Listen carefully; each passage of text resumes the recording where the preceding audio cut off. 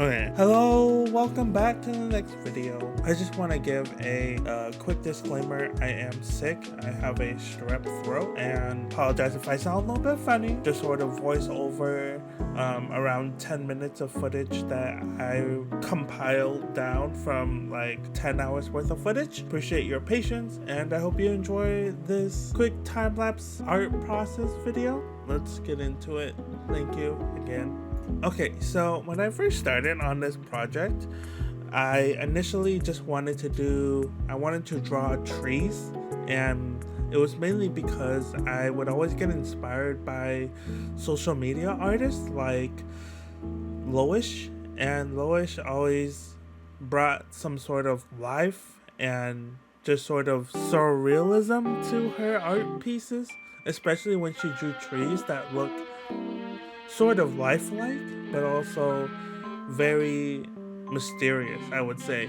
And so what I did for the trees texture is I scribbled a bunch of dark um, patterns, and I erased it with, I turned on the pressure sensitivity or the opacity, and I just sort of erased it just so that it would look like a birch tree, because birch trees have like that texture to them that I can't really explain. And so here I am deciding that it needs a bit of clouds just to break up the composition a little bit.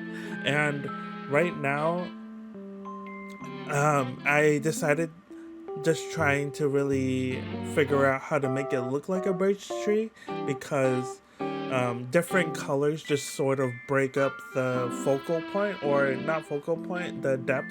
And I decided I wanted to do like a cabin in the woods. Like at first I thought it would be a cool shed, but then I was like, okay, let's do cabin. And I really liked this idea because it really brought a sense of somebody lives in this wood, this is somebody's property, or it could be abandoned, but for the most part I wanted to include this cabin in the woods as if somebody lives here. And so I have never drawn a cabin before, and so I learned a lot about how it affects it, or sort of what was important was giving a sense of what do you call it? I really like adding to an environment as if somebody lives here and it's telling a story. And so I really wanted to dig deeper into that idea by really breaking up the focal point, or the depth. And so the way I had separated the scene was in thirds, following that rules of thirds. And cabin is on like the first third, because you break it up. And I really like that idea. And so in order to just sort of add to it, I started drawing what do you call those trees? It's kind of like Christmas trees, or I don't know the name for that type of tree in the back, but I know that they're always in like the mountain areas. Everett trees? Everett? I don't know. I can't. Green trees? Anyways, I was trying to get that same texture as the tree, where like it's like, what do you call it? Like, I'm trying to build off a shape language, and by doing what I mean by that is just sort of trying to capture the same shape language that it would look like that tree. And so I used like an eraser tool and just sort of tried to sculpt the edges just so that it would look like that tree. And I would sort of choose a lighter color, because that lighter color would help the tree kind of fade into the background of the sky. And I really like that idea because it really just sort of separated the foreground and the background a little bit, just to really give like a sense of depth. And I think that's important, especially when you're painting an environment. It's really helpful to separate the foreground, middle ground, and background. And for me, the trees all the way in the back were the background. And what I really enjoyed in this process was trying to really emulate the trees, or like the texture of trees, even though it was like so far away. I wanted to just sort of experiment, because I was pretty much experimenting during this phase. And with the trees, the red and oranges, I really liked the variety of colors that I chose, and I wanted to sort of bring a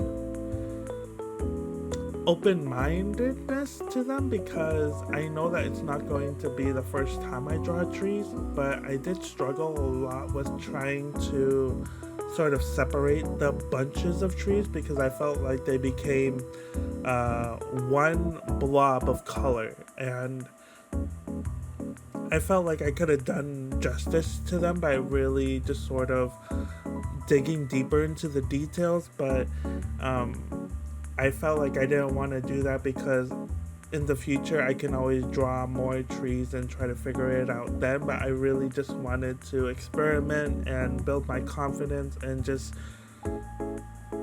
trying to experiment. And so this is my experimenting phase. Experimental phase.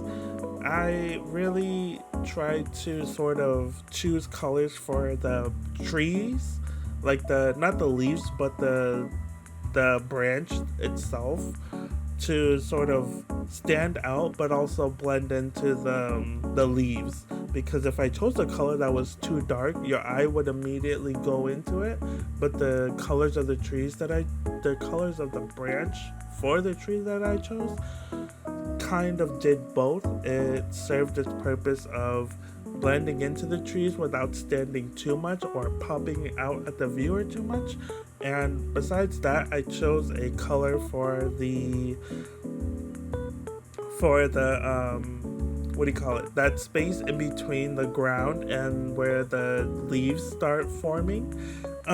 Just a color that would just sort of break that depth, or it helps separate it. And now I'm working on a mix of things. I started trying to draw trees closer to us. That's like in the middle between us and the cabin, and I kind of struggled there a little bit, as in I was trying to find a balance, and I think I could definitely spend some more time working on that, because I think it could have been much more thought out. Like, I felt like it was very rushed, but at the same time I wanted to just sort of really experiment and not think about it too much, because when you think about it too much, you start second guessing yourself, and that would delay I think it would kind of ruin the spontaneous aspect of creating this art piece, because it's like you want to add parts that make it look like somebody lives in this location. And I really like the pond that I added, because I gave it a sense of like, not only does someone live here, but also wildlife lives here, like a pond which would have like frogs, geese, or like ducks, maybe even like an alligator. I think it really just sort of added just sort of like a ecosystem, I would say, like what do you call it, like a balance between human and like wildlife, nature. It really just sort of brought it together, because I feel like as a storyteller, I like to sort of add elements where it would essentially tell a story. And that's what I really loved about how I was experimenting with this, because I started going into the details of the trees and trying to really polish as much as I could without going too much into it, and focusing on the details. Like, I tried to really stay zoomed out, because I didn't want to focus on details that wouldn't really be noticed as much. But throughout the end, I started really adding a lot of detail to the trees that I felt didn't really make a huge difference. And so this tree, the tree that I'm working on right now, that tree was a lot of frustration and struggle because I couldn't really decide how to sort of structure the tree that made it look real and believable. And so my one complaint about drawing trees is it's hard to find that balance between making it look believable while also making it look um, sort of not too detailed that it stands out, because as it is right now it stands out so much. And I think that's okay because it's a learning experience, and I think that we can always just take anything as a learning experience because it's okay to make mistakes. And so what I'm working on right now is just sort of breaking up the depth. And so I chose like an orange or a red color, and I painted the layer that color. I painted used the paint bucket tool, and I painted it red or orange, and I set the layer mode to multiply, and I decreased the opacity, and that would sort of give me like a tint color, and that tint color would help me separate the more it would help me separate the foreground, middle ground, and background, because having that sense of like depth is really important, because it really draws you into the environment, and I really like how it turned out. I plan to add more post-production or like post-editing, and so I really wanted to thank you for your patience and support, because recently I've been going through a bunch of things personally, and it has delayed the editing by a ton. As much as I would have liked to try to stay on top of things, life has a funny way of working things out. Right now I would go into the top 5 things that I wanted to talk about, top 5 points. The first being references, and the reason why I bring up references again is because they are important. There are mixed feelings about references. Some artists feel that references are like a cheat, or they feel like it's not original, or in some sense it's, if you're a good artist you don't need references. But no, so the reason why I'm bringing this up is because I feel that building a collage of images that represent the contrast lighting, cohesive colors, and attention to detail that should be kept in mind throughout the art process. When you're drawing, sometimes you get caught up in the detail, knowing details you want to keep in. Add a wildlife, like add a wild duck in your portrait. It's more or less a guide while you're drawing, because sometimes when you don't have a visual board of images in front of you to remind you just the sort of like visual that you're going for, it would really help you stick to that idea and or concept. And that's why I feel reference images are important. And the rules of third: most important object in the environment on the left third of the illustration, as it will be the center focal point. In all honesty, it doesn't have to be the left third. It could just be any part of the thirds. You just have to break your image up into thirds, and the part where like horizontal and vertical lines intersect, that's where your viewer's eyes tend to go. But if your main image or your main character or environment is like anywhere else, it's a little bit harder to find where your viewer's eye is gonna go. It's really important that you're not letting your viewer's eye just sort of like look wherever. I think it's important to know where it's going to focus on. You know what I mean? I'm still learning on my own, and I feel that has helped me to really improve my illustrations, especially when it comes to environments. And so the next one I wanted to bring up was was concept stage.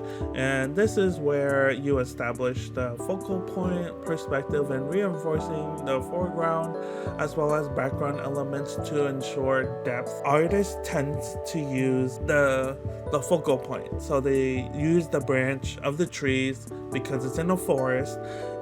There's a little cabin in the woods, and you use the branches or leaves just to sort of lead the viewer's eye to where you want it to go, and that is a good use of foreground element because you're being intentional with where you want your viewer's eye to go or where you want your viewer to look, because it really takes the viewing experience to the next level. And the reason why I feel that is because you're taking the hard work of having the viewer or your audience figure out where the important focal point is, and you're just essentially leading their eye rather than them having to figure out where the focal point is, so that you can sort of figure all this out and then go into the color phase, which then brings us into the next part, which is choosing colors. And choosing colors, I really try to use reference images to determine the colors chosen in the illustration, but keeping it to a minimum of 5 while avoiding using the eyedropper tool. As you make more illustrations, as you keep experimenting, you figure out the color palette that you like, and you really train your eye to see how to use colors to bring the audience's eye or their attention to the focal point. And that's why in some environments you see most, like 80% of the image is dull neutral colors, and then 20% is the most vibrant and like saturated color, because that's where the artist wants you to look. Let's restart that. Improving your confidence in making decisions on how the environment looks or feels, and making changes that would increase the appeal of the image through final details like highlights and a sense of human or wildlife living in the illustration or environment. What do you call them? Like all these key factors like references, rules of third, concept state, choosing colors, all of them have been like essential to me because it really helps me bring the appeal of the image to the next level. And by appeal, it's like it really attracts certain viewers when your image has a sense of personality to it, and you get that by really trusting yourself through the art process, and bringing a concept idea to a final stage really improves your confidence, because spending 6 hours on something isn't easy, and if you manage to do that and you manage to finish an artwork from start to finish in 6 hours, you should be proud of that. And for me personally, I struggle with that a lot because I have such low self-esteem that it's hard for me to really trust my intuition, because I feel like all I'm doing is making mistakes and not really learning from them. But in reality, I'm actually learning a lot, but I feel like it's just very at a small scale that I feel like I haven't done really anything throughout my art journey. But in reality, I have done so much that I forget to really compare my old art to my new art and to really see how far I've come in my art journey. And that's why I feel building your intuition is important. And I hope that in some way it has helped you, because I feel as an artist doing it for 14 years, I've really gone through stages where I felt frustrated with my art. It's not where I want it to be, and I really struggled a lot. Like there would be I wanted to say that in my own art journey, there were moments that I literally want to rip my hair out because in some cases it's like you're fighting with the image. It's like your brain can't catch up to like the ideas that you're trying to put down on the canvas. Illustration is not looking the way you want it to look. Looking at artists who just makes these wonderful, beautiful masterpieces, like, are they going through the same like frustration, struggle, and just sort of like back and forth hate love relationship with their art? Because I feel like I am, so are they? Take a step back and really look at your own art and compare your own art to where you started and where you are now, because that will help you really understand where you are in your art journey.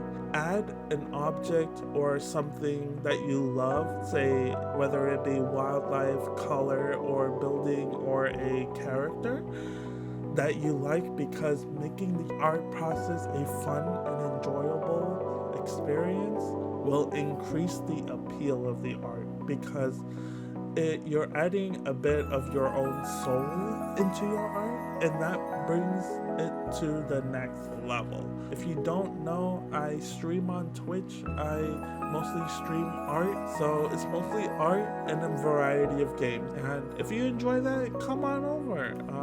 I'll put the link in the description, and if you found this video helpful at all, consider subscribing to the channel, because I'm looking to really share more of my art journey. And if you enjoy this video, definitely give it a thumbs up. And if you aren't already subscribed to the channel, definitely consider subscribing. I would appreciate your love and support. I'm in about 14 years into my art journey, and that is a lot of time definitely invested into the art craft. And so thank you for watching, and peace out, Girl Scout. I hope that I will feel better in the next video. Thank you for your patience and undying support. Thank you. I love you. Peace out, Girl Scout. Because I've been falling behind on this project that I've been putting out for quite a bit, but I appreciate your patience.